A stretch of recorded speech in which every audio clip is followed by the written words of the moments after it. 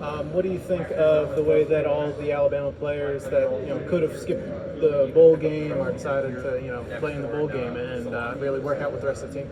I mean, I think that's really cool. For me, I kind of would have wanted to do that too, but like just being from Finland, the amount of time they get off for Christmas would not allow me to travel all the way back, and then just like Under Armour All-America Game being like one of my goals and a dream for me to be, I just couldn't like give it away. I think just being able to be here right now is a unique opportunity, and I think we're going to be in plenty of bowls when I'm in Alabama too. How about with like Bryce Young and Will Anderson? They're like skipping, like not skipping the bowl game and just getting ready for the draft. They're actually playing in the bowl game and all that. I think that just speaks to like their appreciation what the program has done for them, like just like not only focusing on their own career all the time, but like just truly like just being a good teammate, being a leader, and being there when the team needs you. Take me back to the recruiting process here, because it was pretty close when you decided for Alabama. There was a couple other schools in play. Which ones did a really good job with you all the way up to the end there? All the way up to the end. I really think like the day I committed, it was all clear for me, and I don't think nothing could have changed my mind at that point. And then every time I went back, really just like strengthened my opinion on going there. But I think like not a lot of schools stayed in like frequent communication anymore at that point. Like I definitely made it clear that I'm really locked in. Mm-hmm. Well, how do you explain to people at home what recruiting's like? What recruiting's like? It's hard to explain, man, at home. I don't think people really understand what it's recruiting like. I don't think a lot of people in the States understand how it's recruiting like either. So, but it's kind of like we're calling with the coaches all the time and texting, and they're like they get that like they're trying to get you there to school, but I don't think they get how bad they're really trying to get you to that school. When you look back at it, what surprised you?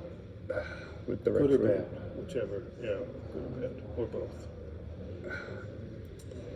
Probably good was like it was really like how good of an experience you can get from recruiting. That's like our family, like being able to come to States, like first time since like '06 for my parents, and first time for my little sister being here, and the amount of places I got to see, and like so many cool experiences in that process. Just like being all over the country, meeting all these people was really, really good. Kind of take me back to those days leading up to you committing to Alabama. Miami was a school that was seemingly trending, and it kind of switched the momentum back to Bama. Now, how real was your interest in the Hurricanes? It was real. Like I said before, with Coach Cristobal and Coach Mirabal was like the second coaches that offered me back in Oregon, and the recruiting really came from so long, and they was always real with me. I liked the way they coach. I liked them as a person, but then it just came down to like last minute and what was like truly my dream. My dream was to play in the SEC and play for Alabama and play for Coach Saban, and that really like sealed it for me. Didn't you grow up playing ice hockey? Yeah, I Do you did. remember that? When was the last time you were on skates? Last time I was on skates was I like remember saving me read this. like middle school, like 8th, 9th grade maybe. You miss it? I really don't. It's so cold. Is that why you And went the down? skates, like when you're this big, like being on ice skates on the heavy ice, like if you think cleats and running hurt your feet, like damn, like ice skating, that's the real deal for your feet when you're 300 pounds.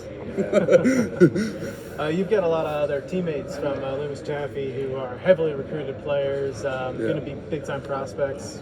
What's your message to them about the recruiting process? I'm sure you guys have had a lot of conversations about it already. Yeah, definitely for the guys who are not like locked in yet, I would say try to get all the experiences out of it you can. Like don't rush your decision.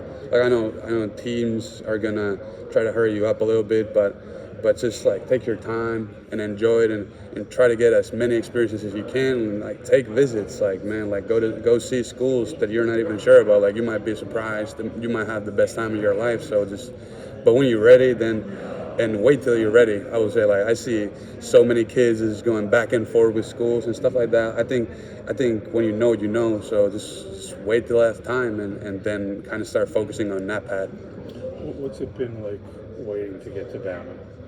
I mean, Especially since your season ended. whenever my season ended, like I've been just excited about getting there. Like being home was nice and stuff, but like I was really like kind of like just like waiting in the waiting to get here, you know, like get the word.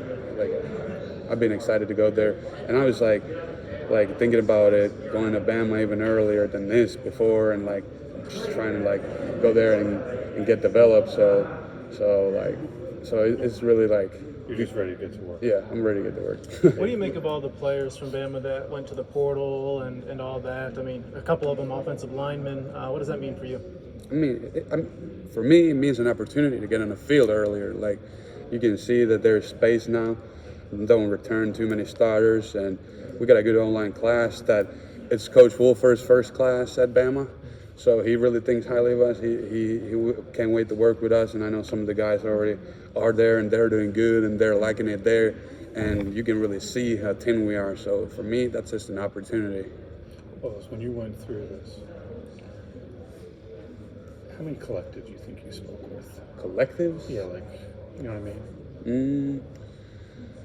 Like directly, not too many myself, but Somebody else handled it for you? somebody else handled it for me. I didn't really want to like. I wanted to know like. I just wanted to know like what's going on but like in a simpler terms. I didn't want to have to deal with coaches and collectives, both all like being in communication with me. So I had somebody who was taking care of that for me during that time. What does it teach you? What does it teach me? What do you learn from it? Other than you grow up real quick? Yeah, definitely. I mean, you gotta make some hard choices.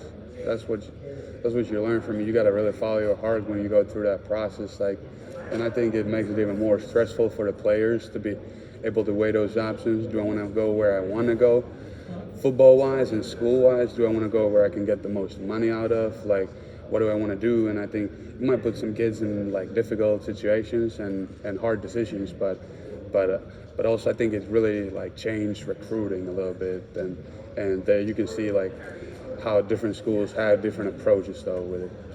How big of a factor was that for you in the end? Just the whole NIL discussion.